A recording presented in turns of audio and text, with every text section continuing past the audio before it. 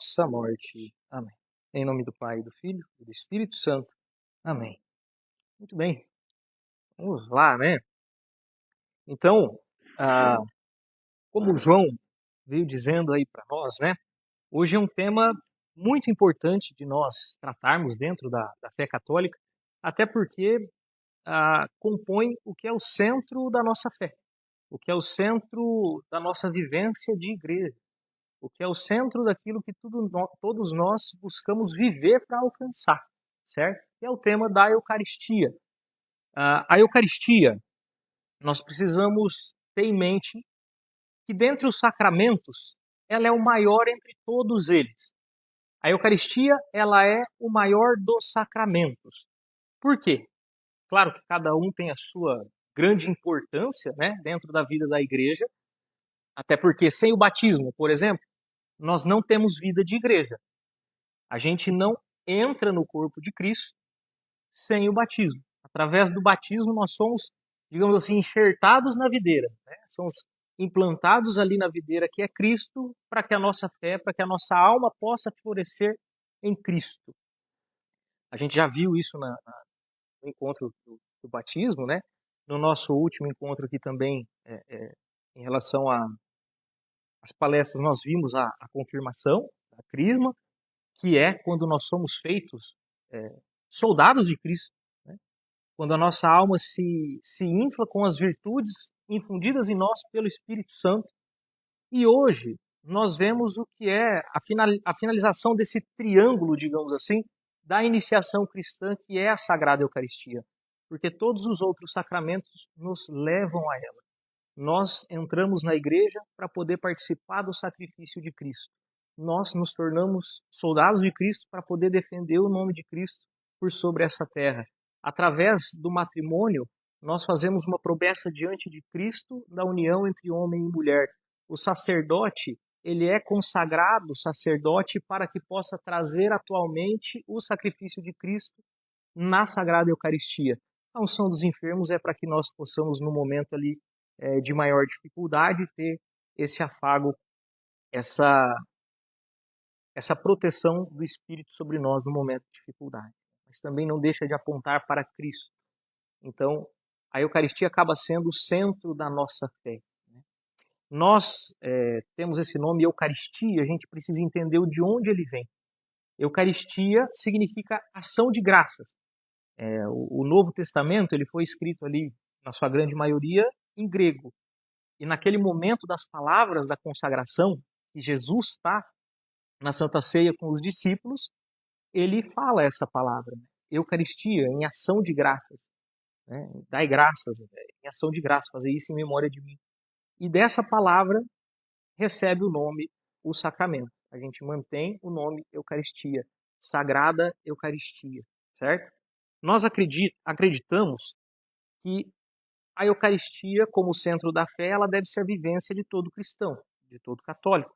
Então, todas as semanas, pelo menos, né, nós deveríamos participar da confecção da Sagrada Eucaristia, que é a Santa Missa, que é onde nós recebemos a instrução, nós recebemos o perdão dos nossos pecados veniais, ali, né, durante a missa, recebemos a instrução, damos glória a Deus e depois, passado por essa preparação, né, de perdão, glória a Deus, preparação pela palavra, nós estamos prontos para receber a Sagrada Comunhão, que é o centro também da missa, que é quando o céu desce à terra, quando Jesus se faz presente no meio de nós. E é nisso que nós cremos que Jesus está presente real e verdadeiramente na Eucaristia. Hoje eu vou tentar percorrer, né, de acordo com o que o livro traz, o caminho pelo qual Jesus Cristo instituiu isso para nós. Porque a gente sabe que talvez a Eucaristia seja a maior pedra de tropeço entre os protestantes e os católicos. Né? Seja a maior disputa, a maior briga, né, entre os protestantes e os católicos. E a gente vai entender um pouquinho por quê no decorrer aqui da nossa exposição.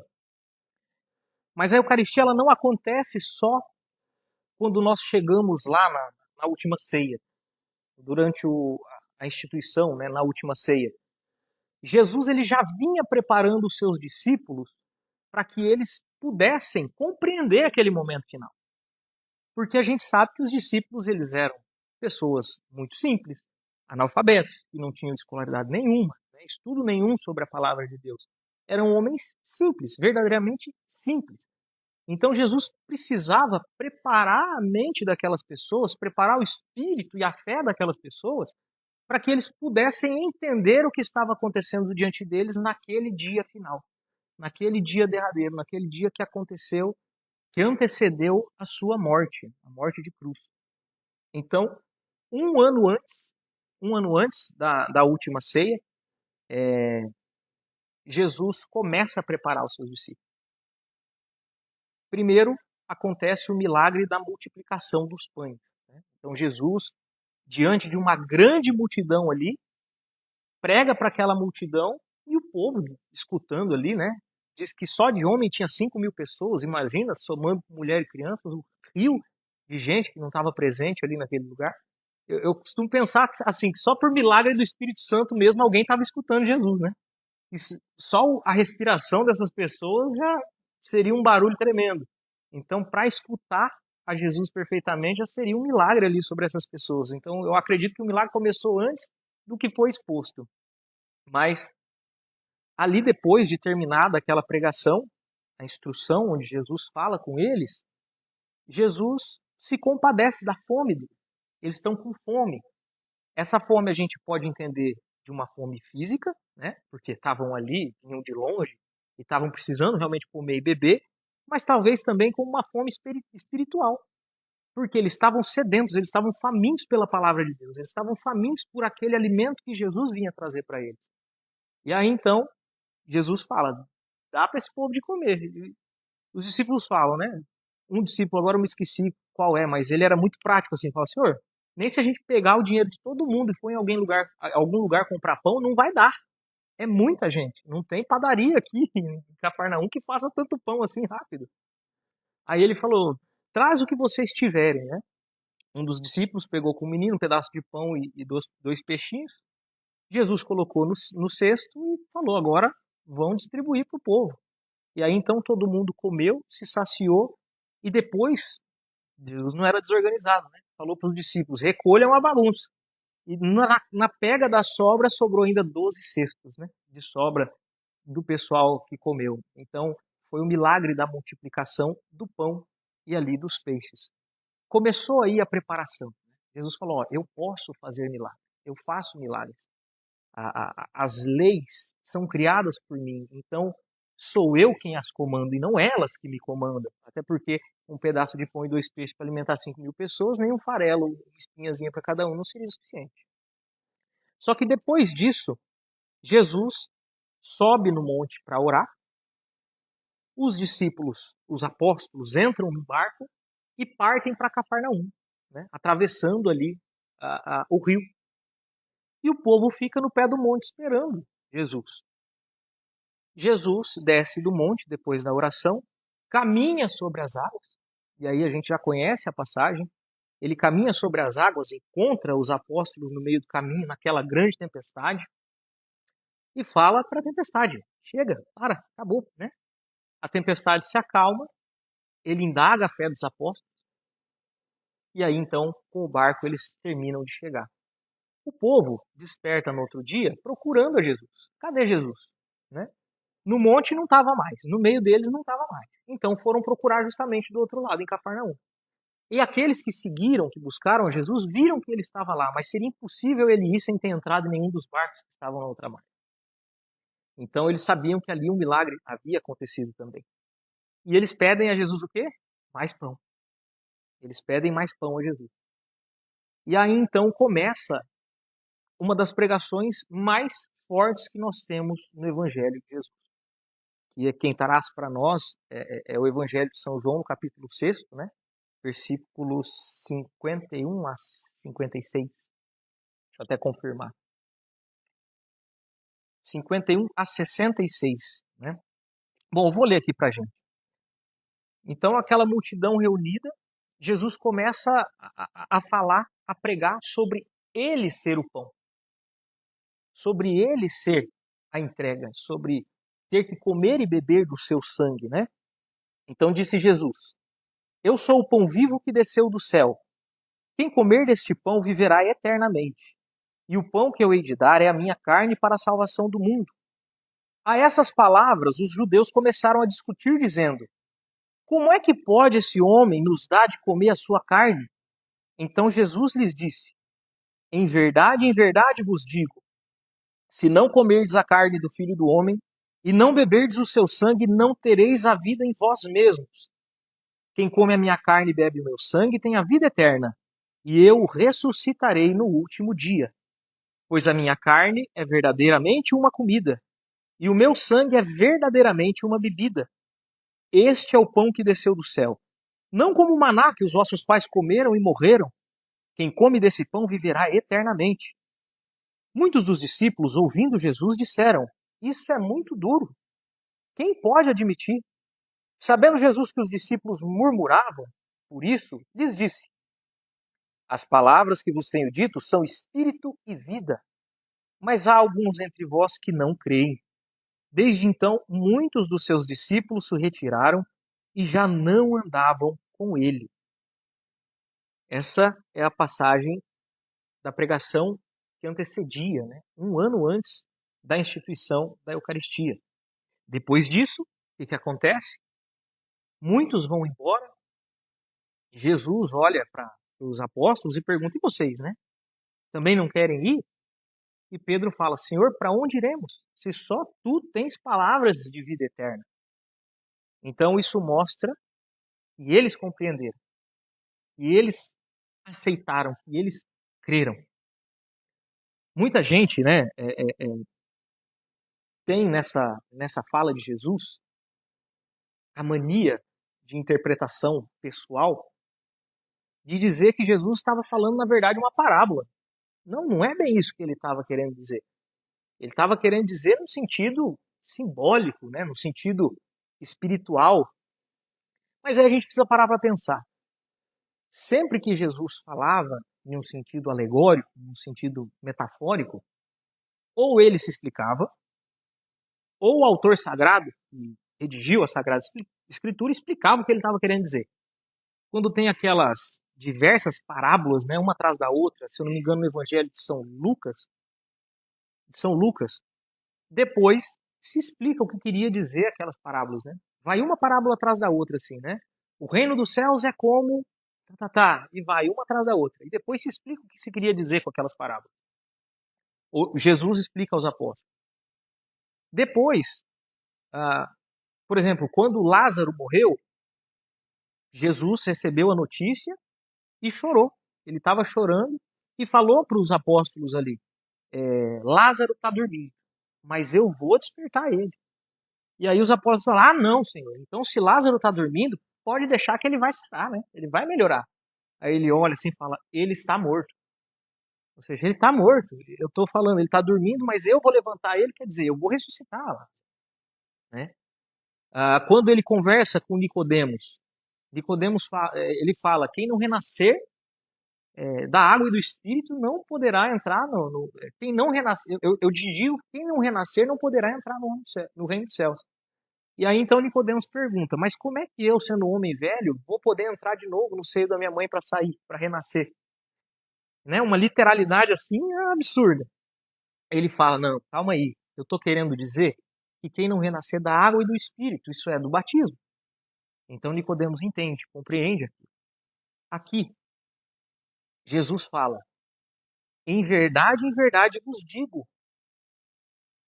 quem não comer da minha carne e não beber do meu sangue, não terá parte em mim.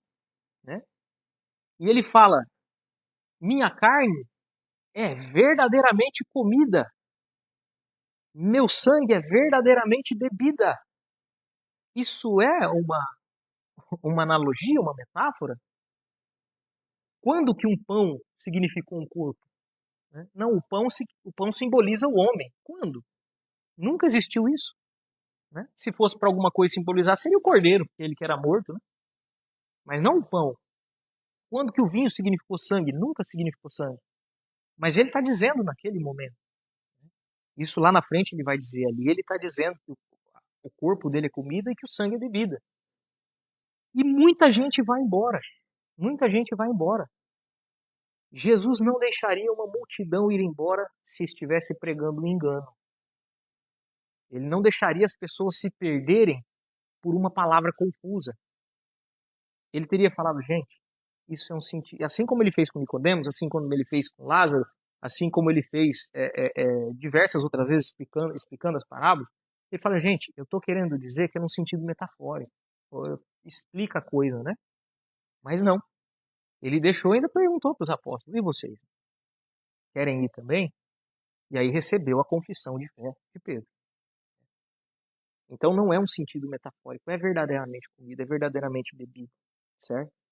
E essa é a promessa. Essa é a promessa. Faltou fé naquele povo. Eles entenderam o que Jesus estava falando. E vamos lembrar, não é Jesus chegou e falou, ó, minha carne tem que ser comida e meu sangue tem que ser bebido. Não, ele tinha multiplicado uma imensidão de pães e de peixes. Ele tinha atravessado um rio à noite, andando, caminhando. E ele tinha ali pregado novamente para aquele povo. Ele tinha preparado o coração deles para receber essa verdade. E o povo entendeu. Só que o povo não quis aceitar. E aí então o que fala? Pela dureza no coração, pela falta de fé, muita gente foi embora. E é a mesma coisa que acontece hoje em dia. Quem tem a dureza do coração, quem tem essa falta de fé, não consegue permanecer com Cristo. Uma verdade revelada pelo próprio Cristo. Cria confusão onde não tem. E isso é um dos motivos de divisão entre os cristãos. Os ditos cristãos. Que a verdade cristã está dentro da Igreja Católica. Com a Eucaristia, que é o próprio Cristo, presente verdadeiro. Mas essa foi a promessa. Nesses momentos, Jesus estava prometendo. Em algum momento, essa promessa foi cumprida. E isso é o momento derradeiro. Então, na última ceia, um ano depois, né, na sexta-feira antes da Páscoa, Jesus reúne os seus discípulos ali nesse momento. Né? Jesus sabe que está chegando a hora dele. Ele sabe o que vai acontecer. Na quinta-feira, perdão, né? Não na sexta. Na quinta-feira antes da Páscoa. Ele sabia o que iria acontecer na sexta-feira. E o que ele faz no momento da ceia, na verdade, é um testamento. Ele deixa um testamento. Ninguém deixaria um testamento com palavras vagas, né? Não, deixo tal coisa, abstrações. Não. Ele fala de forma literal. E ele diz, ele pega no momento da consagração e diz, este é o meu corpo. E aí, então ele parte o pão e os discípulos comem. Este é o cálice do meu sangue. E aí então todos tomam daquele cálice. E não só isso, né? Ele diz, fazer isso em memória de mim. Fazer isso em memória de mim. Nesse momento, Jesus institui duas coisas. A primeira é a própria Eucaristia. Naquele momento acontece o que nós chamamos da primeira transubstanciação. A gente vai entender o que é isso, a transubstanciação. Mas ele não só faz a transubstanciação, de transformar o pão em sua carne, na verdade, o pão e o vinho em sua carne e sangue, como ele também dá poder aos apóstolos para fazerem o mesmo. Fazer isso em memória de mim. Como é que eles vão fazer se eles não têm poder? Eles não são Deus. Só Jesus poderia fazer isso. Mas só Deus também poderia dar o poder para um homem também fazer isso. E isso se confirma depois no lava-pés. Por quê? No lava-pés, Jesus lava os pés dos seus discípulos com água.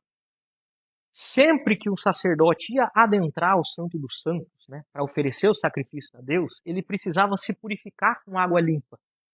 Ele precisava se purificar com água limpa. E aquilo purificava e confirmava o seu sacerdócio. Então ele era digno de adentrar o Santo dos Santos e oferecer um sacrifício para Deus. Naquele momento, Jesus limpa, lava o pé dos seus discípulos e confirma o sacerdócio daqueles apóstolos que ali estavam com ele. Judas estava lá. Judas tinha esse poder também, né? E mesmo assim escolheu ainda trair a Cristo. Então, nesse momento, ele faz essas duas coisas. Institui pela primeira vez a Eucaristia e institui o sacerdócio católico. E nós sabemos que todos creram nisso porque é algo que vem se passando de geração em geração. Então a gente não precisa de provas lógicas, digamos assim, provas metafísicas, filosóficas, para acreditar na Eucaristia. A gente só precisa acreditar em quem estava lá e falou, né? Então, quem estava lá e falou, não, Jesus falou isso aqui para nós, ele falou, né, que era o corpo, que era o sangue dele. Não, mas você mesmo falou que eles eram homens de cabeça dura, que entendiam tudo na literalidade. Ah, então tá bom. Então Deus é perverso. Deus é perverso. Falou ali uma abstração para eles, uma metáfora, não explicou e permitiu que durante 1.500 anos, hoje, há 2.000 anos, os que queriam seguir a ele adorassem um pedaço de pão? Essa é a perversidade do coração de Deus? Poxa, então ele deveria ter explicado. Mas ali não, ele deixou um testamento. Isto, apontando para o pão, isto é o meu corpo. Apontando para o cálice, este é o cálice do meu sangue. É literal. É literal e ele não se explica. Ele não arruma isso depois. É o testamento que ele está deixando. Fazer isso em memória de mim. E os discípulos dos discípulos sempre foram confirmando isso.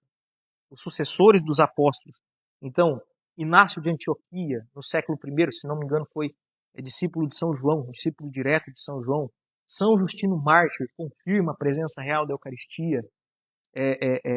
Na história eclesiástica de Eusébio de Cesareia, conta da perseguição aos cristãos que falavam que eles eram canibais, né? Então ele explica o que era a Eucaristia.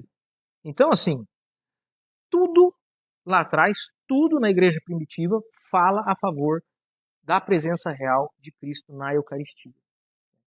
Só alguns séculos, milênios depois é que vão contestar isso. Então, como é que a gente pode confirmar isso com a própria Sagrada Escritura, né?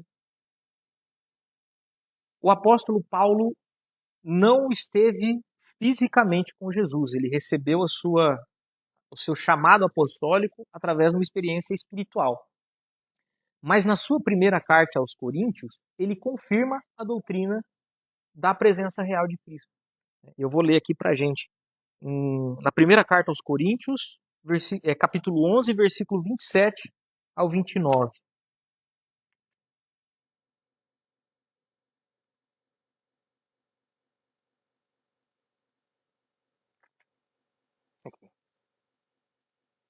De São Paulo, né, na carta aos Coríntios.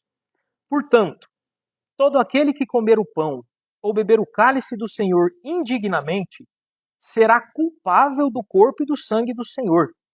Que cada um se examine a si mesmo, e assim coma desse pão e beba desse cálice. Aquele que come e o bebe sem distinguir o corpo do Senhor, come e bebe a sua própria condenação. São palavras fortes, né? Aquele que quiser participar da ceia do Senhor, que se examine a si mesmo. Se perceber em si sujeiras, impurezas, que não comungue, que não receba, porque se receber, estará recebendo da sua própria condenação. Duro para quem vai comer um pedacinho de pão e beber um pedaço de vinho, né? Beber um pouquinho de vinho. Mas é porque não é só pão nem vinho. É o corpo e sangue de Cristo. Então ninguém pode receber aquilo que é puro estando impuro. Há lugar para isso. Há lugar para nós nos purificarmos pelo batismo, pela confissão. Há formas de nós chegarmos puros, limpos, saudáveis, digamos assim, diante de Cristo. Agora, se fosse um simbolismo do pão, um simbolismo do vinho, né? Não, só lembra daquilo que aconteceu. Por que essa rigidez tamanha? Né? Se você participar do corpo e sangue de Cristo, do pão e do vinho, estando impuro, vocês estão comendo da sua própria condenação. Por quê? Porque é um sacrilégio. É um pecado mortal, é um sacrilégio. Né? Um pecado contra o primeiro mandamento. Então é um pecado que fere o amor a Deus. E se é um pecado contra o primeiro mandamento, contra Deus, não pode ser um pecado contra um pão e contra um vinho. É um pecado contra o próprio Cristo, certo? E a gente crê, né? Então essa foi a instituição ali da Eucaristia e do sacerdócio. Tem uma parte no livro que fala sobre a missa, mas o próximo encontro vai ser sobre a missa. Então eu gostaria de me ater um pouco mais sobre a questão da presença real. Então, como católicos, nós acreditamos que Cristo está verdadeiramente em corpo, alma e divindade presente nas espécies do pão e do vinho. Cristo é indivisível. Então, Cristo não se divide.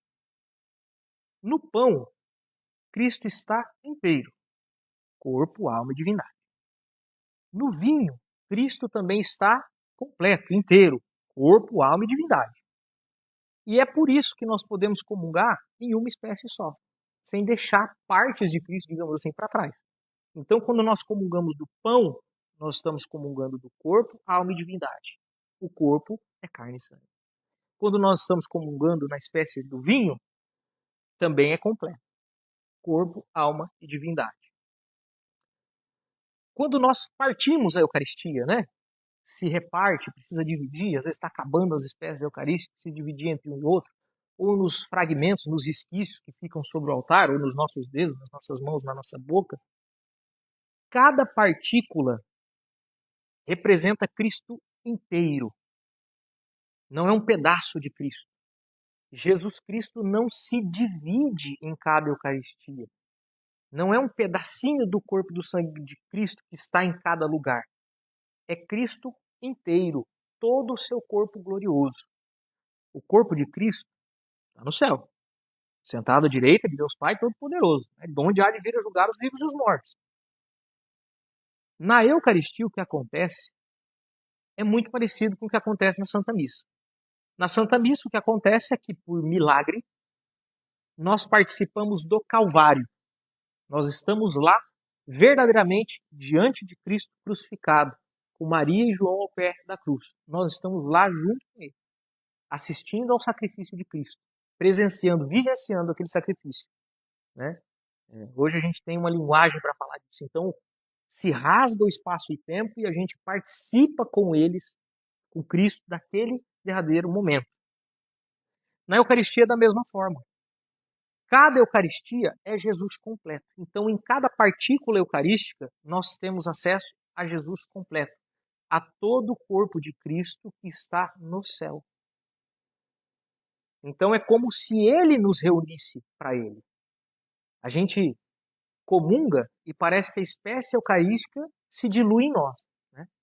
Quando, na verdade, é o contrário. Quem é maior é Ele. Então, somos nós que nos diluímos dele. Nós que vamos até a presença dele no momento da Eucaristia. E não ele que vem a nós. Certo? Não são vários Jesuses. Né? Não é um Jesus fragmentado em vários. É um único Jesus presente inteiramente em cada pedacinho de Eucaristia.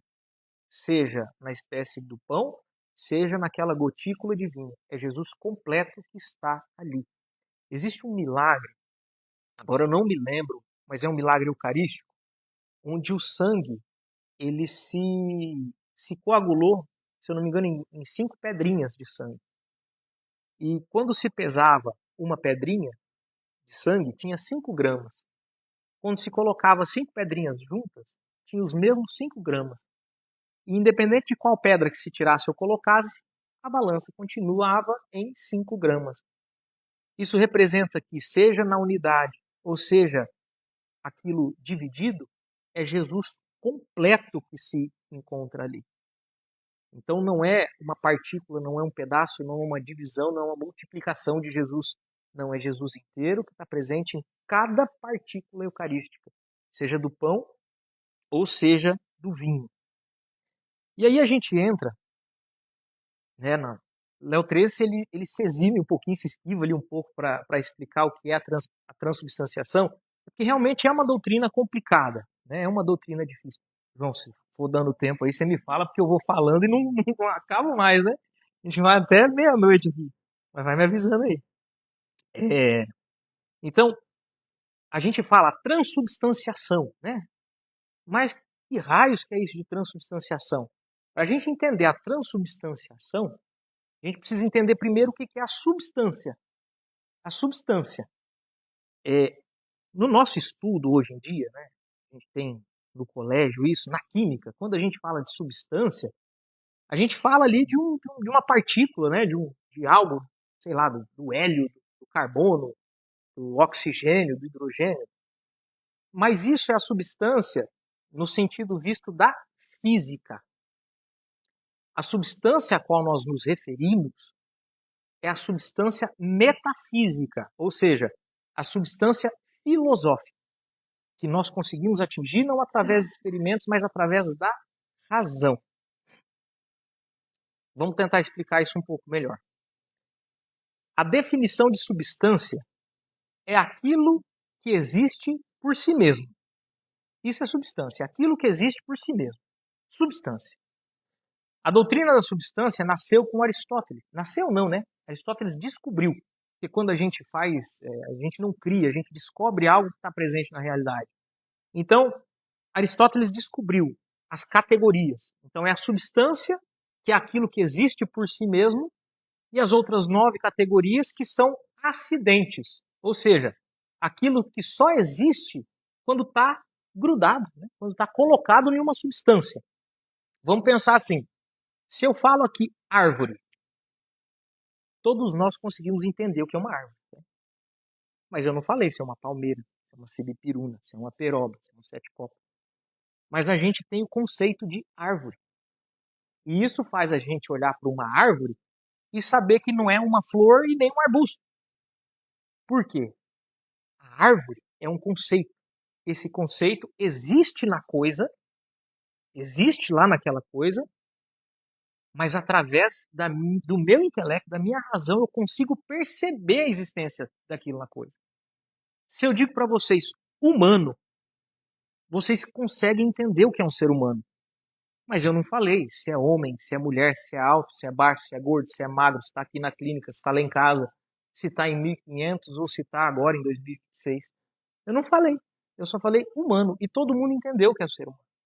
Porque o ser humano carrega a essência, a natureza humana. Isso é a substância do homem. Isso é a substância. É aquilo que existe por si só.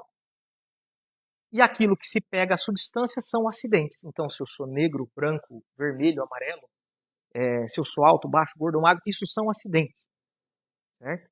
São acidentes que só existem na substância. Por exemplo, eu não vejo o branco andando por aí. Não vejo o branco. O branco não existe por si só. Eu vejo o homem branco andando por aí, o cachorro branco, a parede branca. Mas a brancura não existe. Só existe se está pegada em alguma substância. Então, aí a gente entende um pouco melhor. É por isso que a cor, que o sabor, que o cheiro, que o tato da coisa não são o que a coisa é. Elas são acidentes. Substância é o que está por trás daquilo. Se eu falo pão, todo mundo sabe o que é pão. Mas eu não falei se é pão de queijo, se é pão doce, se é pão salgado. Mas todo mundo sabe o que é pão. É a essência de pão. Às vezes a gente não consegue colocar isso em palavras, né? Em termos. A gente não consegue expressar isso em termos, mas a gente sabe o que é. Então, pão, a gente sabe o que é o pão. Jesus acalmou a tempestade, caminhou sobre as águas, multiplicou aí as partículas, né, no pão, no peixe, fez milagres, ressuscitou mortos, curou doenças incuráveis, fez cegos voltarem a ver. Isso já deveria mostrar para a gente que as leis da física não se aplicam a ele. Não se aplicam.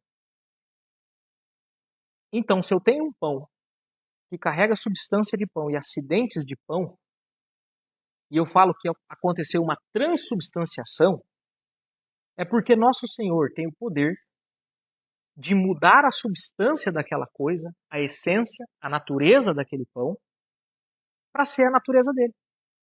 E ele pega emprestado os acidentes do pão, o gosto, o cheiro, o sabor, o tato, ele pega emprestado esses acidentes do pão e do vinho para serem como para ele uma capa. Porque ninguém ia querer comer carne crua sangrando. Então ele deixa isso palatável para nós. Ele deixa o seu corpo palatável para nós. Aí muitos falam, Vinícius do céu, você está viajando demais, cara. Não, é assim que é. Então, a substância, a essência, a natureza da coisa muda, mas os acidentes, aquilo que existe na substância, permanece. Permanece. E tanto nós podemos ver que de vez em quando Jesus dá um susto na gente. Ele fala, esse povo está deixando de acreditar que sou eu. E aí o que ele faz? O pão vira carne, o pão começa a sangrar, o vinho vira sangue. Né? Então ele muda o acidente também para falar, opa gente, eu estou aqui. Pelo meu amor, né? Pelo meu amor, eu estou aqui. Verdadeiramente. Né? Pelo amor de Deus, pelo meu amor, né? Opa! Então, eu estou aqui. Né? Vejam isso. É verdade. O que eu disse é verdade. O que eu disse não é fictício, não é símbolo. É verdade. Aí vem depois. Certo. Antes de falar dessa outra parte. Quanto tempo Jesus permanece nas espécies eucarísticas, né? Por quanto tempo Jesus fica no pão e no vinho? Jesus fica no pão e no vinho enquanto os acidentes, ou seja, as características físicas de pão e vinho, continuam sendo características de pão e de vinho. Então, o que acontece depois da consagração? O sacerdote lava o cálice. Por quê? Lavando o cálice, ele dilui o sangue de Cristo.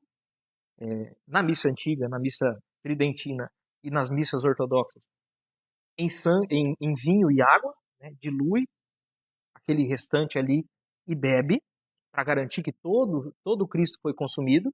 E a partir daquele momento ali já não está mais presente o corpo de Cristo, porque se desfez aquela forma de vinho, né? Misturada com a sua maior parte agora em água. Então perdeu o acidente de vinho. E no pão, ele deixa de estar presente no pão quando o pão perde essas características. Então, a partir do momento que nós começamos a digerir o pão, a presença real de Cristo naquela partícula se vai.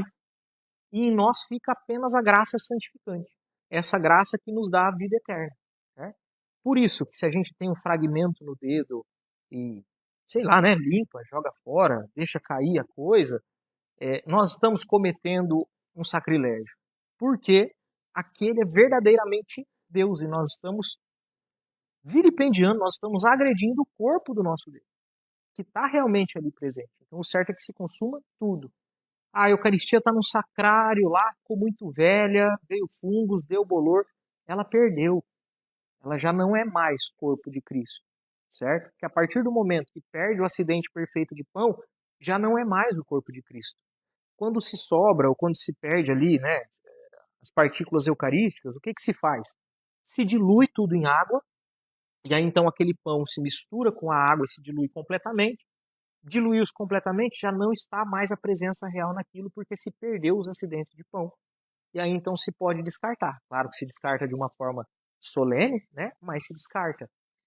Por isso que os panos litúrgicos também que são usados no altar, eles são sempre limpos com uma piedade assim muito grande, porque não se sabe se ali há alguma partícula do Nosso Senhor, né? Se caiu alguma gotícula de vinho, se rompeu ali alguma partícula do pão. Então se limpa aquilo também com um temor, com uma reverência, né?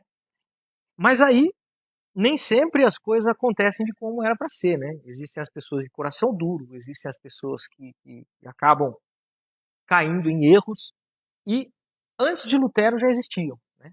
Antes de Lutero já existiam. Então, o docetismo, que foi uma heresia cristológica, né, a respeito de Cristo nos primeiros séculos, negava a matéria. Falava que Cristo não veio como homem. Cristo veio só como espírito. Que todo mundo estava vendo, na verdade, um fantasma. Então eles negavam a presença real de Cristo na Eucaristia. Por quê? Porque se ele vem em espírito, isso aí não pode ser corpo dele, porque ele não tinha corpo. E aí então isso foi condenado pela igreja, claro. Depois veio Berengário, no século XI, que foi o primeiro a defender que na verdade era só um simbolismo. Berengário falou que era um simbolismo, que não, ele não quis dizer isso. É só um símbolo, né? Aí foram 3 concílios ecumênicos da igreja condenando as ideias de Berengário. Ele se converteu e voltou para a fé católica. Se arrependeu e voltou para a fé católica. Depois, né, no século XV, Lutero veio com a teoria da dupla substância. Então ele falou que o pão e o vinho continuavam sendo pão e vinho em acidente e em substância, mas que Jesus colocava ali a substância dele quando ia ser colocado na boca do fiel. Então que a substância vinha ali rapidinho antes da boca do fiel, mas não se podia adorar a Eucaristia, porque não era Cristo. Né? Só virava Cristo quando ia ser comungado. E aí a gente sabe, né? Isso foi totalmente condenado pela igreja. Junto com Calvino, na mesma época, junto com Lutero, na mesma época, Calvino voltou com a ideia dos albigenses, falando que era uma presença espiritual. Né? Não, Cristo está aí, mas não tem nada de substância, não é presença real, é uma presença espiritual, é só em espírito. Foi condenado também pela igreja. Depois de Calvino, Zwinglio piorou ainda mais a situação. Falou a mesma coisa que Berengário tinha falado, que é só um simbolismo. É um mero simbolismo, é uma mera lembrança que acontece. Então não tem espírito, não tem presença real, não tem dupla substância, só um lembrete, né? E é, infelizmente, hoje o que a maior parte dos protestantes acredita, né? Contrariando só a escritura. Se fosse só a Bíblia, na Bíblia está falando que é carne, que é sangue, que é presença real, né? Então, assim, contradizem o próprio princípio deles, né? Então, a gente tem que acreditar que Deus deixou a gente adorando um pedaço de pão por 2000 anos e só São Lutero que veio para revolucionar e trazer a verdade que Cristo não conseguiu trazer, né? É complicado isso aí. Como diz o Sérgio dos Foguetes, é complicado isso aí, né, cara? Então, é, é difícil, mas a gente tem que... Por isso que é bom a gente estar estudando, né? Por isso que é bom a gente estar renovando e rememorando a nossa fé. Ah, bom, a igreja, sabendo que a Eucaristia é o próprio Cristo, sempre adorou a Cristo na Eucaristia. Então, a adoração eucarística sempre esteve presente. No começo, nos primeiros vários séculos, agora não sei quantificar quando, sempre foi adorado de modo particular, na missa, durante a missa. Então, adoração durante a missa. No século XI, é isso? Não, no século XII, na Europa, uma cidade começou a fazer a procissão eucarística. Então, colocar Cristo no ostensório, e aí muita gente fala lá, viu? É mitra, está no ostensório, parece um sol, né? Ostensório significa simplesmente expositor. É um expositor. É onde o corpo de Cristo é exposto, é levantado, é ostendido, né? Então, ele vai para um ostensório. E aí então se caminhava com esse ostensório pela rua. Papa Urbano VI viu essa devoção, viu que era bom e instituiu para toda a igreja. E a partir de Urbano VI, toda a igreja, o Urbano IV, muito número, mas toda a igreja começou a realizar a festa de Corpus Christi e a adorar o Santíssimo Sacramento nas ruas. A partir daí, se foi desenvolvendo outras formas de adoração. E uma que a gente faz todo mês é a adoração eucarística, né? A nossa adoração eucarística é mais curta. A gente vai diante do Senhor, a gente faz nossas orações, nós nos prostramos, pedimos perdão e no final se tem a bênção eucarística. Então o sacerdote, com Cristo no ostensório, abençoa a todos nós, né? E aí então se guarda, se retorna o corpo de Cristo para o sacrário e nós vamos carregando a sua bênção. E existe uma terceira devoção que eu particularmente nunca participei e nunca vi, Mas a igreja diz que existe no mundo todo, que é a adoração das 40 horas, né? Que se adora a Cristo no Santíssimo Sacramento durante 40 horas, que seria representando as 40 horas que Cristo esteve no sepulcro. E alguns lugares transformam isso em oração perpétua. Então, por exemplo, uma diocese igual Umuarama faria 40 horas, Tapira faria mais 40 horas, Douradina 40, e assim perpetuamente se teria Cristo adorado na diocese. Né?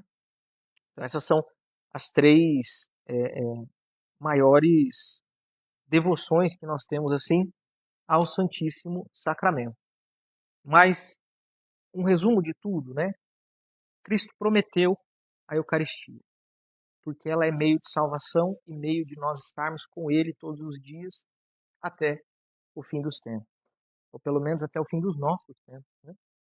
E depois pela eternidade.